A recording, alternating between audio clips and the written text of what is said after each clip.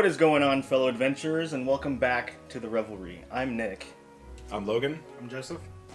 So, Tasha's Cauldron of Everything has been out for a couple weeks now, and regardless if you've bought the book yourself, you have it in your possession, or you've seen a video, telling all of the contents therein, this video is going to be about our impressions of the book and some of the things that stood out to us, including classes, magic items, and game features that have been added to this wonderful book here. So, what are some things that you guys really liked about this book? What are your impressions of it so far? So I gush over any new D&D product that comes out, regardless if it's new minis, new books, new maps, anything. It doesn't matter. Anything D&D or tabletop RPG related, I obsess over and love. So when this book came out, I mean, I've been waiting for it for a while.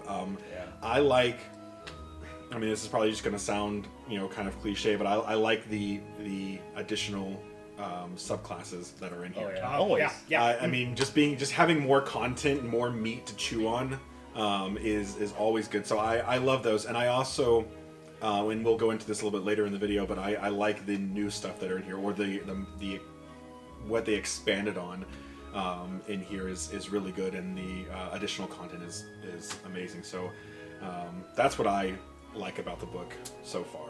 Yeah, so I feel like in this book, as opposed to other books, I don't know why, but in some other books, some of the additional subclasses and class features seem, it's always good to have more, but in past iterations of books, they've been, I wouldn't say lackluster, but the ones in this book stand out so much when it comes to the subclasses and stuff like that. So for some reason, I felt that most of the subclasses in this book were really well done, as opposed to, like I said, in past iterations, they've been, I wouldn't say lackluster, but lacking that effect that this one brings in this book. I actually agree with that completely. I was actually just thinking about that before we started doing this video. I was thinking about how when Xanathar's Guide came out, I remember looking through it. I didn't get the book, you did. Right. But I remember looking through it. Yeah. I remember looking through the book. I remember looking at the different subclasses because that's what I most cared about. That's what I was most interested in. And all the new spells and stuff like that are really cool. They added a lot more for people who want to play necromancers and things like that, which I was very excited about. But I mean, there was not really anything in that book that made me want to make a new class. Want to make a new thing. Yeah. It was just cool to see, but it was nothing.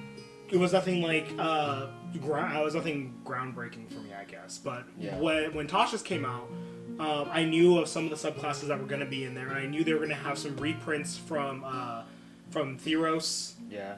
Which is my shit. I love Theros so much. And they were going to have the Artificer back in this book. But I feel like they've added finished Artificer. Yeah, a finished Artificer, but they have Artificer and Eberron also. Right, but this one has 2 additional subclasses. This has 2 additional subclasses, and also it has, I feel like they added some new things to some of the pre-existing classes. They tweaked a bunch of stuff. Yeah, which was really cool in my opinion. Like, they actually added more features to some of the pre-existing classes, such as Monk, Paladin. With the optional class features? Yeah, and which are really cool. Yeah. And it's not like anything groundbreaking, but it's just some other stuff to help add another level to There's the so character much character building. Customization because of this book now. Which we're going to get into some of the things that are really exciting in a little bit. But yeah, the amount of flexibility that this book brings to you as the player or as a DM creating an NPC, a very memorable NPC, it's extraordinary with this book. So, what's your impressions? Is this a good book? Do you recommend it to people out there who haven't gotten their hands on it or want to get their hands on it? Well, I was just gonna say I recommend. I think this is a great book for anybody to get to shore, but I think Dungeon Masters definitely should get this book. And like I said, when we get into the meat and potatoes of everything, we'll discuss a little bit more. But this book covers. I love character customization. I love that part, and that's one thing that stood out to me. But the main thing that I love about this book are the puzzle section that's in the back. Which I just found out about seconds ago. I love doing puzzles in my D&D campaign. I love puzzles, and this book does a very good job of describing, how to have your players interact with puzzles. It also has, which I'll be speaking on, a patron system, which and it just adds another layer. So I think definitely every DM should pick up this book. I think players should definitely look through the book and see what they like, especially with the character customization part, because what this book does is it sort of gives you, video games where they have like just a really robust character creation system. That's what this book spend hours adds on. to that. It just gives you so much more options, as well as the Dungeon Master tips and hints and stuff. And I think it's a wonderful book, and I think every DM should definitely pick it up. What about you, Joey? I definitely agree. I think it's a great book for Dungeon Masters. I think it's a fun read for players. Oh, yeah. You being a player, you bought yourself the book after you convinced yourself you were not going to buy the book. Yeah. You just saw one look. Yeah. And you had I wasn't going to get the book originally because obviously these two have it, and we play D&D here every week, so I could just read the book here if I wanted to. But my girlfriend plays 2 of the new subclasses in this book, and so I thought it would be good for us to just have it on hand when we needed to. She's playing the Soul Knife and the Aberrant Mind. So, yeah, and I saw the book and how pretty the cover is. It's beautiful. Yeah. And so I was just like, I gotta get it. I will say, this comes with a negative and a positive. My only negative with this book is that most of the subclasses, like we've said, they've been in Unearthed Arcana before. It's a lot of the stuff in here you've seen already. But it makes up for it with the fact that they've been changed. Obviously, Unearthed Arcana is playtest material, and it is official, but it's not set in stone. And that's what this book does. It sets those classes in stone so that this is a certified official subclass now, such as the Soul Knife, which has been in many iterations of Unearthed Arcana. But yeah, I cannot recommend this book enough. For people that are excited about making new characters, or if something was lacking with the character creation process to you, this book will make up for it because it allows you to just build a character from the ground up, from head to toe, new characters, new classes, new ways to customize your character's personality and all that. So no more dexterous elves. We all want to see giant buff-ass elves, Halcyon Yes. from Baldur's Gate, giant Huge druids, just massive. No more. So one of the things that stood out to me most of all with the book, I'm a huge, as being a DM, I'm a really big fan of creatures and monsters and things like that. Even though in my D&D campaign I've realized I don't use creatures enough. But there is one creature that I use more than enough. Maybe some might say too much. The Mimic. Oh, yeah. You can literally put a Mimic anywhere, at any time. And what this book has shown me, something I did not know, is that apparently when a group of mimics come together, they can create a colony. And sometimes those colonies will have one mimic amongst all that is so smart that it will actually be able to communicate with other creatures, other people, other things. And I was reading on it that if the mimics cannot kill, or they know they're outgunned, essentially, they will essentially try and strike a deal with whoever it is that they're, fighting against. Really? Yeah, to survive. Or they'll be like, hey, if you leave us alone or leave me alone, you can take All the treasure. a piece of me Oh. as my offspring. And they will literally cut a piece of them off and create a small one, a juvenile mimic, if you will, and give it to the person and be like, okay, here you go. Leave me alone. The house is mine. That's amazing. Go away. Wow. And that's it. And then not only that, though, but if there's a mimic colony, such as like a giant house that is a group of mimics put together, That's awesome. the mimics actually gain lair actions, and those lair actions can actually benefit either themselves or they can benefit whoever it is they are providing shelter to, or whatever. So I have a character in my campaign who was in it for a very short amount of time, but his name was Mimic King. as lame as that sounds, but That's not lame. That's cool. oh, thank you. But essentially, it was just my personification of my love for mimics, and so his entire build, like he was a walking, talking mimic. He had a big old chest for a head. Yeah. He had like a sovereign's very fancy coat and a cane. But Nice. you know, he would go around. He lives in a home that is one giant mimic. That makes sense. Everything in the building is a mimic, and I didn't realize it, and I didn't know mimic colonies were a thing yet. But I had created a mimic colony on my own before. Did you know that?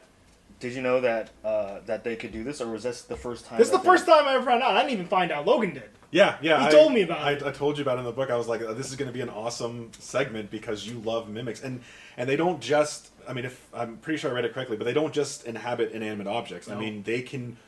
Large plots of land Yeah. can be mimics. Trees can be Yep. mimics. I mean, if a mimic colony gets strong enough and powerful enough, they can imitate anything. So you could be walking through a forest and not even realize that you've entered a mimic colony, and they could just be Wow. watching you. Yes. And just waiting. And then before you know it, the ground opens up and a giant mimic swallows you, and you're inside of a mimic. I mean, I can't imagine. But that, I mean, it's Yeah. just. That's crazy. This is one of the things I love about the book is that it just brings new ideas into D&D, and I had never even fathomed a mimic colony until I saw that. Same.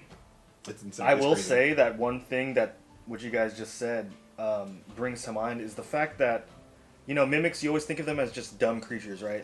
They're built for one thing, which is to eat or inhabit something or portray something, and then eat whoever is dumb enough to open it or interact with it. interact with it. Yeah. But this Or sit. gives them personality. Sit on it. This gives them community. This gives them a way. Sentience. Yeah, sentience. Yeah. This gives them a way to be intelligent creatures and not just these dumb, chests This- and tables. This that we've... brings to the table something new that I would like to bring to you, gentlemen. I don't want to be How there. would you feel? A mimic race. A mimic race. How would you feel Oh, Oh my god. to allow me to create a mimic player character? I think that would be pretty cool. You know what that Or that NPC. would be that actually would Or, be. well, I mean, I already did an NPC, but I want to I want to play a mimic. I don't know how about playing a mimic, but A mimic that is so smart. But that's the thing They have about martial prowess. that is the thing about D&D though is that it is entirely possible. Yeah, I mean, just and- putting a mimic colony in this book and showing you and saying, "Hey, this is possible." It just shows you that there are no bounds, there are no limits to what is capable. What you're able to do. Yeah. Your imagination is the limit. that's awesome for this book to have something like that. Are there any other types of monster? There were a couple. Colonies. The mimic one was kind of The standout one. The mimic colony was the standout one for me, but that was Right. because the scope of my vision. As soon as I saw that, Oh, it yeah. just- that was it. Yeah, that was. But I know there's a couple others. I think. Yeah, my Like, my favorite monsters. Obviously, I have a lot, but my favorite monsters in D&D are slimes and mimics. So like gelatinous cubes, black pus, or not black pus, black pudding, and all of those just fun creatures to fight against. I've had some I think horrible. I think it's a land setting. I think is what I've had some horrible run-ins with gelatinous cubes. So I ran in with a gelatinous cube last night. Literally run-in. I ran inside of one like an idiot. And Oh yeah, that happened. Yeah, towards the beginning of the campaign. So I actually wrote something that I want to read out Good. because I don't know. I love D&D and D&D inspires me. So this is what I wrote. D&D is an ever-changing and always evolving environment. The game is no longer just a dungeon after dungeon with little to no interaction with NPCs or out-of-dungeon environments. We now have fully fleshed out towns with NPCs that have backstories that evolve as the game progresses. Long stretches of trekking over mountains, across vast open plains, and sailing over the deepest parts of the ocean. With this evolution, we are always getting more content to fill this wondrous place with, and now we have even more options for players when they aren't fighting liches or beholders or large red dragons.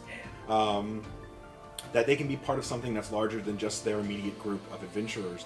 And what I took away from this book, something that I love so much because I like adding an additional layer for players to be able to interact with, are patrons or guilds or organizations. Yes. And what this book touches on is the ability for a player to either, when the game starts, to be a part of an organization. Either the entire, all of the players as a whole can decide an organization they all want to be a part of, or you can have, maybe 2 or 3 players in one organization, and you can have another player in another organization. honestly, what it boils down to is how much work you want to do as a DM, because if you have not only your main campaign setting, but then you have these other organizations, you're going to have to fully flesh them out. So give them a chain of command sort of staff, like who is at the top, and then their underlings, and all the way down to wherever you reside as a player.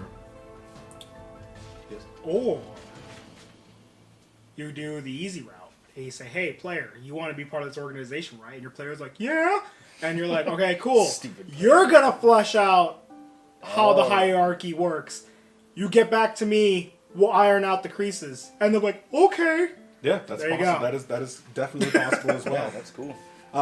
What I really liked about it was that it is a great way to keep your players involved, especially if, and some of the benefits of having these organizations.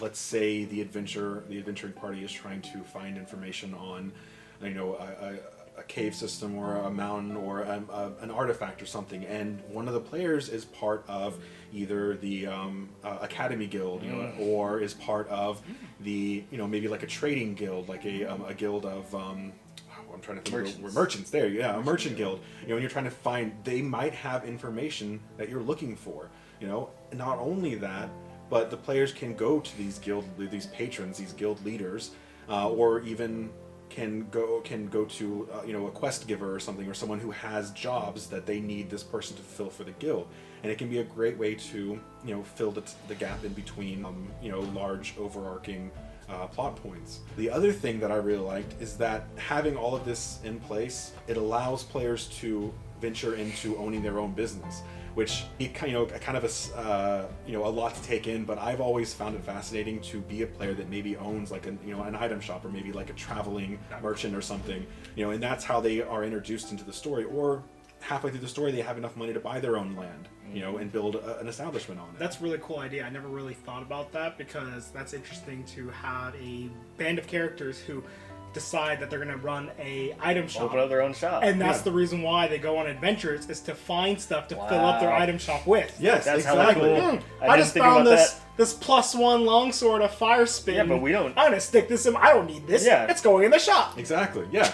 Yeah. 800 gold. Or you could be like an information merchant, you know, or people who like run an organization that they go out and they're known for finding objects or going on adventures or something. People come to them. People come to them and say, "Hey, we need this item. We'll pay you this much to go do it." You know, I just like that. That brings up what you said, and what you said brings up huge potential for the game. Levels. Think about you're in the Merchants Guild, or you are a Merchants Guild. You guys are a traveling band of merchants / adventurers. You guys are intrepid adventurers. You go on dangerous quests to get these items to sell to people. And who are you going to sell them to? You're not going to sell them to merchants, right? Which you normally would in a party. But what if there are multiple parties in this world that your DM has created, and you have run-ins with these other adventurers? And these other adventurers could be fully fleshed out NPCs that, you know, for better or worse, you might have to quarrel with somewhere down the line. Have to get those items back. Or Repo men. Or, you know, it's a band of adventurers from the Thieves Guild or Assassins Guild coming to kill you or steal from you so that they can take all your stuff.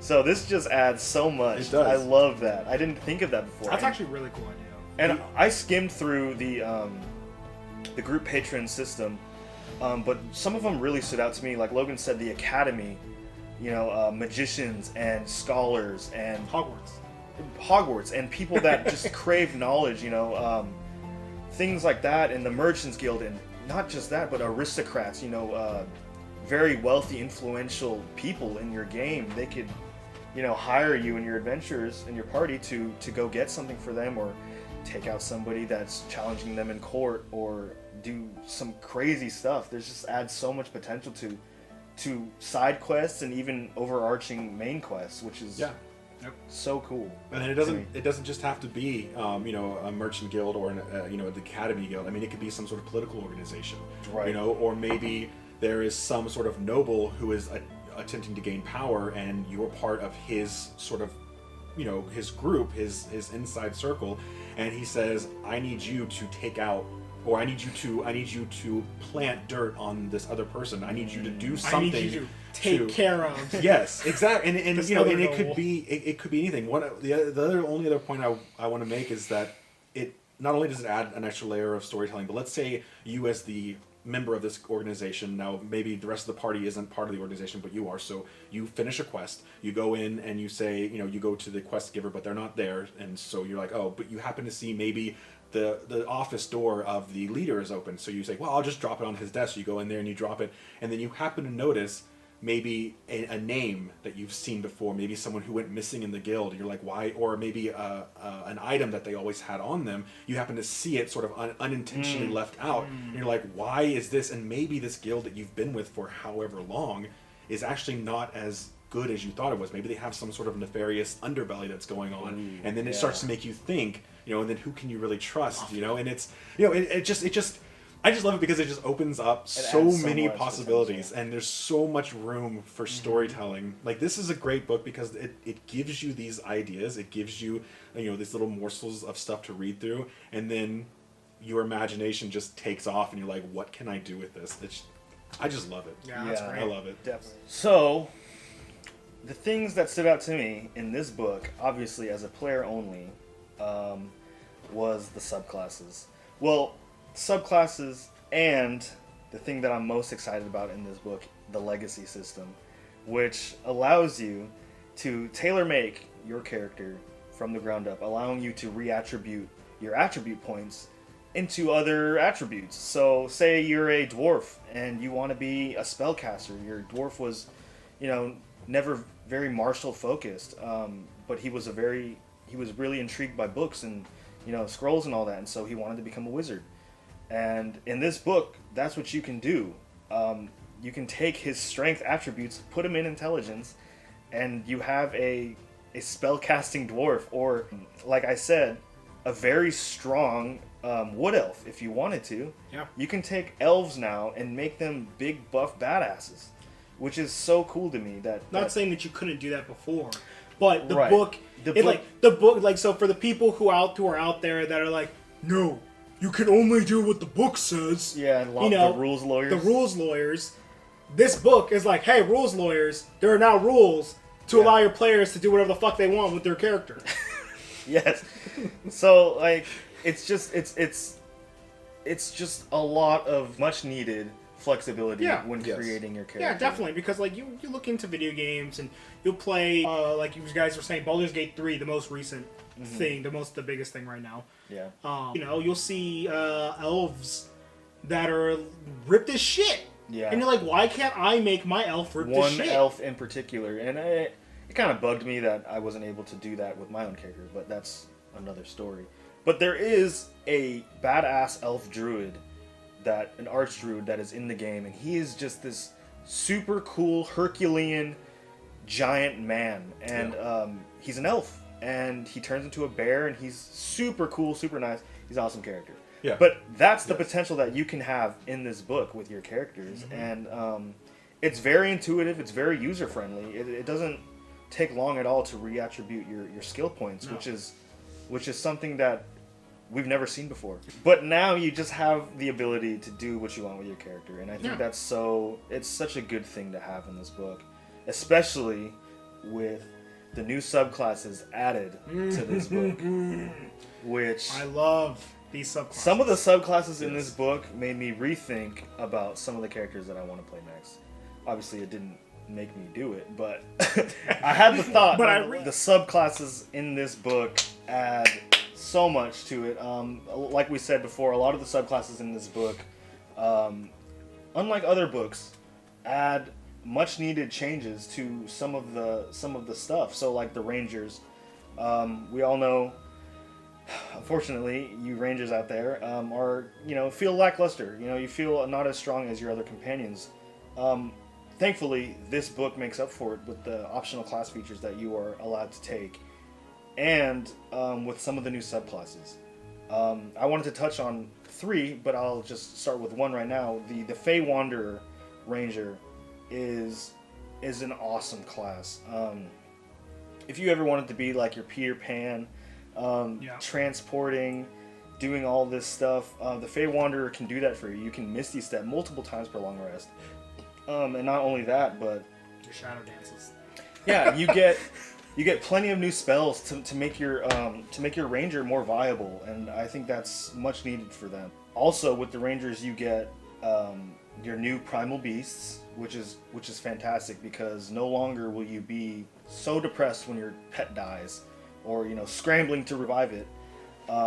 You're now allowed to take a creature that is a Fey in nature and summon it up, and it could be a Fey creature, or it could be some creature that you have grown a tie to throughout your life as this character. Who through magical means. Yeah, some of your magic leaked out into this creature, or the idea of the creature, and so it brings it back from the Fae. Yeah. And it's there to aid you and your companions. One thing that really is cool is the fact that the primal beasts add this level of versatility that the ranger hasn't seen before. And it's cool because you can have a little house cat, like you were saying before our video got cut. Yeah. That could have been your house cat, and it passed away, and you were very sad about it. But like we said, your magic could have leaked out, and you can call this creature back. And not only is it this little house cat, but when you get into combat, it could grow into this giant primal saber-tooth, which is it's just so much cool potential for the ranger. Mm-hmm. Or it could turn itself into a Tressum. I don't know what that is. A Tressum is a cat with wings. Oh, because you can have a primal beast that can fly. Oh.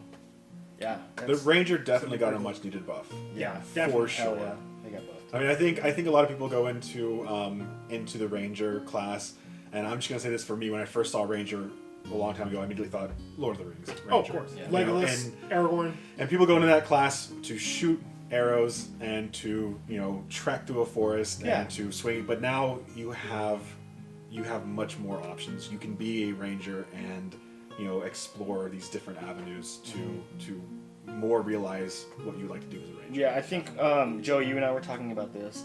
Where the paladin is a mix of a cleric and a fighter, the ranger now feels like it's more of a mix of a fighter and a druid. Yeah. It offers you some druid spells in there. More attachment to the Fae, because you are this individual that treks through. He's a survivalist. He lives off the land, and so it allows you to be one with nature more. You're not just the druids get it, but you're able to take some of their strengths and some of their spells and cast them yourself. Yep. Which is awesome. So really rangers, it's good out there for you guys now. Finally, my favorite class is now. I have to now create a character for my favorite class now. Oh my god. So what subclass did you got you all juiced up? So one, the Fey Wanderer was probably my out of the book was my favorite subclass, just because of the story potential and stuff like that. Yeah. But the other subclass that I really enjoy, I've always fancied the idea of playing a warlock. Even from the beginning, the player's handbook, I was always like, man, playing a blade-packed warlock, sick, be amazing. The ability to call forth weapons out of nowhere. Yeah. Like, I always had this idea, and I had an NPC you guys went up against, two of them, they were twins, where we play a lot of Dark Souls in this house. Oh yeah.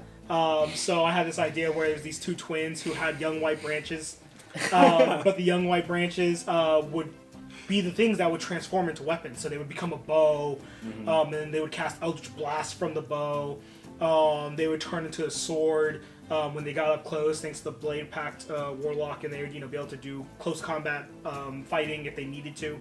Even after that, probably one of my favorite takeaway class from Xanathar's was the Hexblade.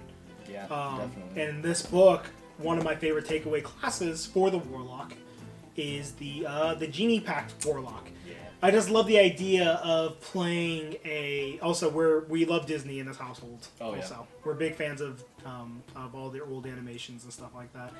Thus, the idea of the genie-packed warlock being Aladdin. You could play Aladdin And have a freaking genie. Yep. Super cool.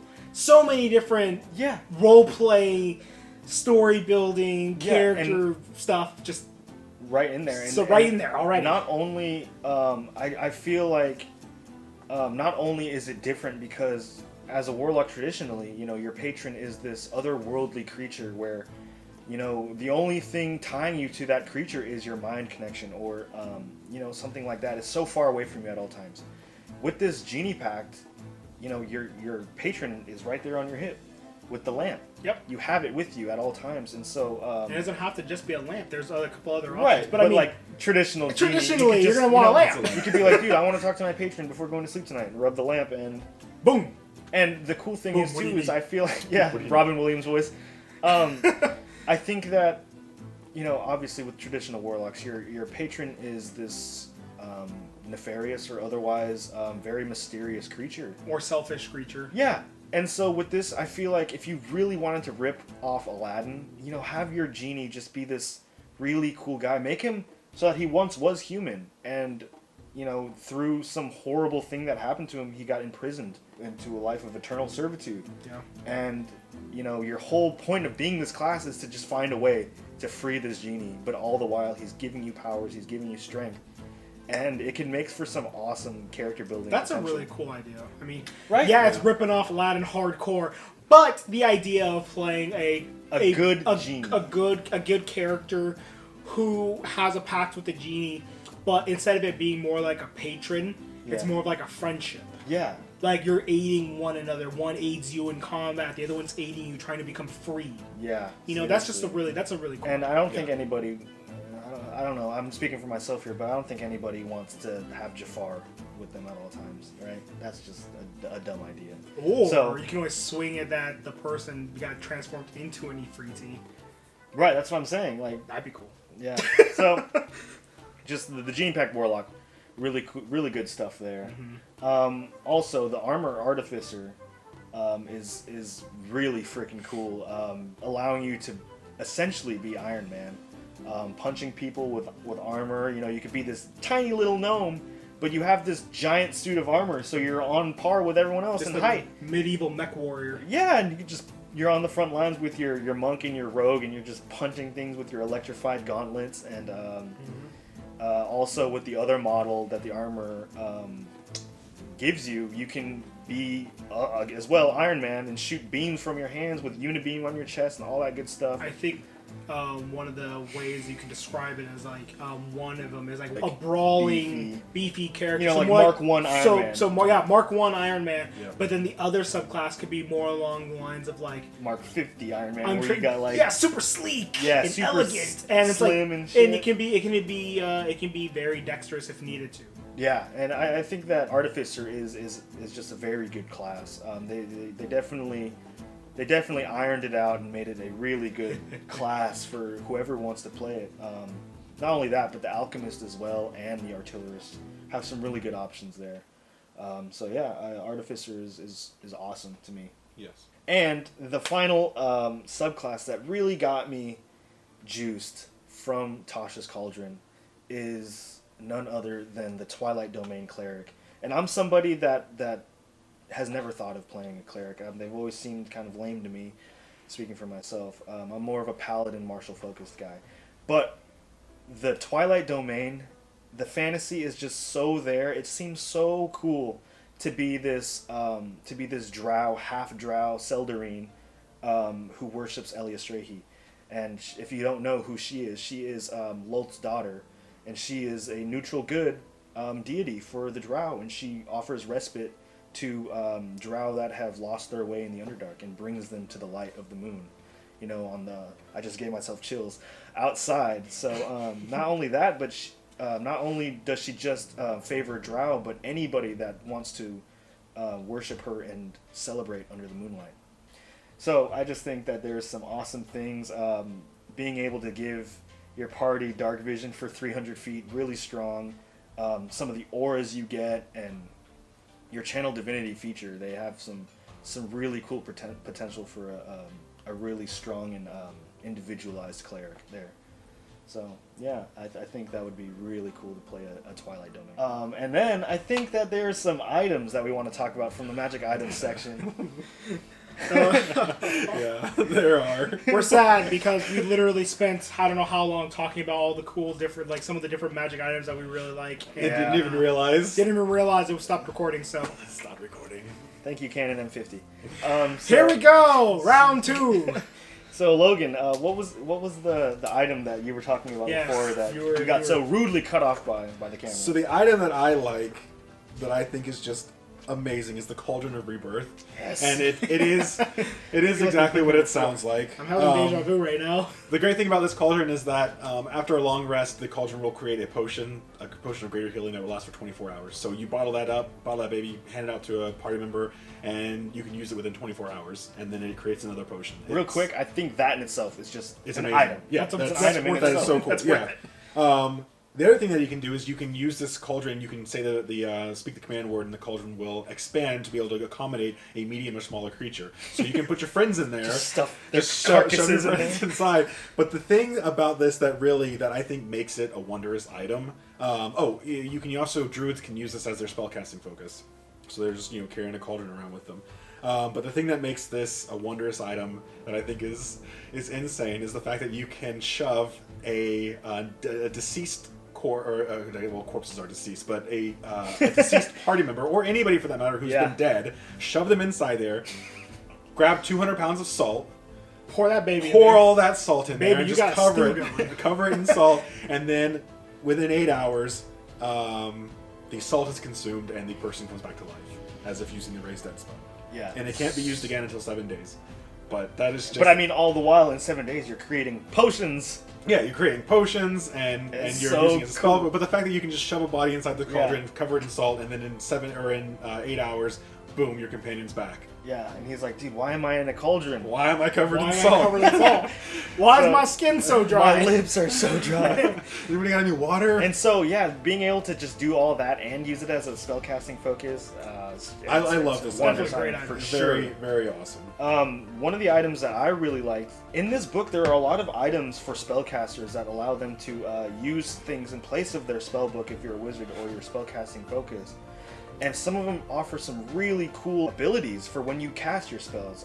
There are some that allow you to get extra spell slots, or allow you to, whenever you use your meta magic spell, you're able to, or meta magic option, you're able to teleport up to 30 feet away.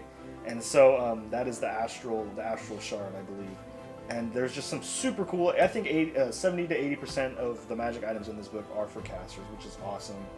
No longer will you guys need just a circlet of intelligence and all that good trashy stuff.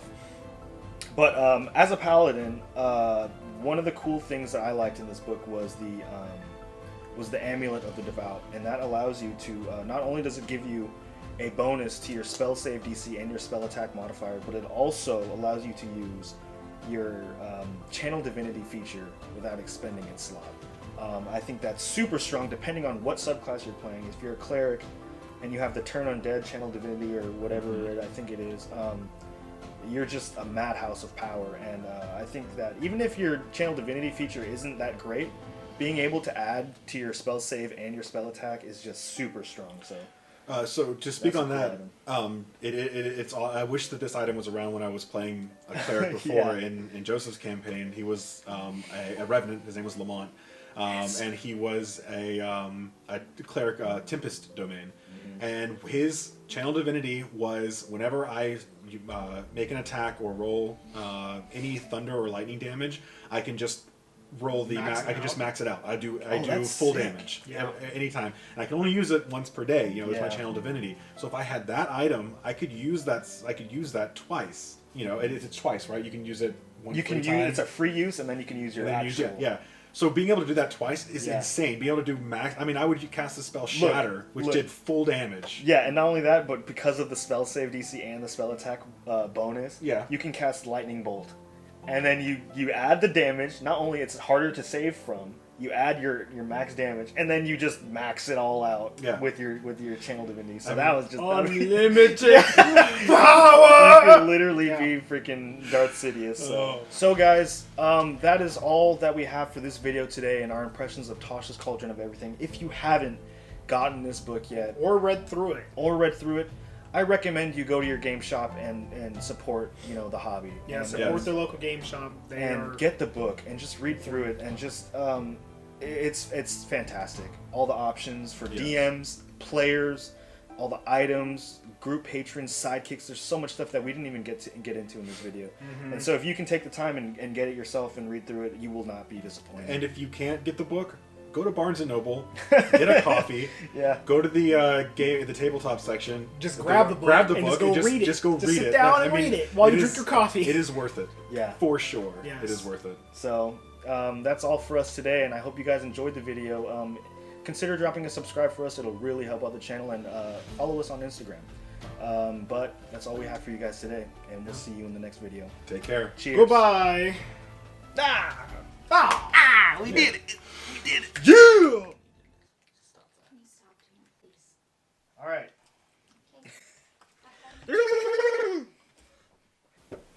Yeah.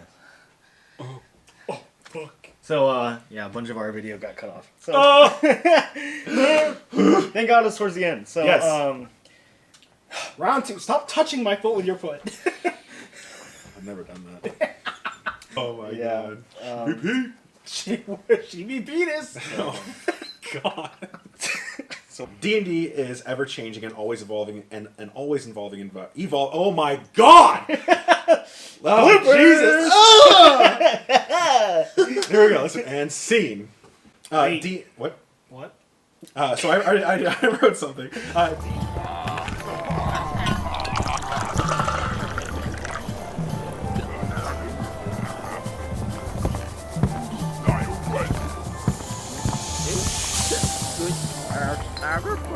Oh, come on, you've had enough.